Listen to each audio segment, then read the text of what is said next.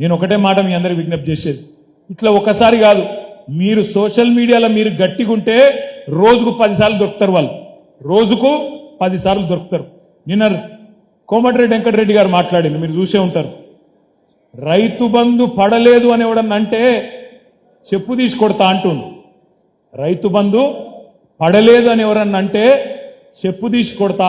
ఇది మన గౌరవ మంత్రివర్యులు కోమటిరెడ్డి వెంకటరెడ్డి గారి మాట. సరే పెట్టవా అన్నవారు నీకు చెప్పుతూనే ఉండండి.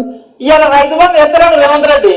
ఇవాళ రైతు బంధు ఎత్తలేడు రేవంత్ రెడ్డి గారు ఏమంటారు? చెప్పు తీసుకొని కొడతాను చూడన్న మళ్ళా మాట అంటే. ఆయననేమో కాంగ్రెస్ మంత్రి, ఈయననేమో కాంగ్రెస్ ప్రచార కమిటీ అధ్యక్షుడు మల్లన్న. ఇద్దరు కూడా ఏమంటారు? చెప్పు తీసి కొడతాము రైతు బంధు పడలేదంటే అంటుంది. ఇవాళ నేను రాష్ట్రంలో ఉన్న 70 లక్షల మంది రైతులను అడుగుతున్నా, ఎవరెవరికైతే రైతు బంధు పడలేదో వాళ్ళని ఆలోచించమని అడుగుతున్నా. వీళ్ళని ఏ చెప్పుతోని కొట్టాలి రైతు బంధు ఏ వాళ్ళని ఆలోచించమని అడుగుతున్నా. చెప్పుతోని కొడతారా, ఓటుతోని కొడతారా, మీ ఇష్టం.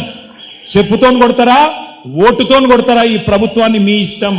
కేసీఆర్ ఉన్నప్పుడు వారం రోజులు వేసిండెట్లా, వీళ్ళకు 2-3 నెలలైనా ఎందుకు వేయలేదు ఆలోచించమని చెప్పి నేను కోరుతున్నా. రైతులు ఆల్రెడీ మంట మీద ఉన్నారు. క్వింటాల్కి 500 బోనస్ అన్నాడు, ఇచ్చిండా? రేపు ఇస్తాడా? ఏప్రిల్లో ఇయ్యకపోతే రైతులు ఊకుంటారా? సీరిసింత గట్టరు.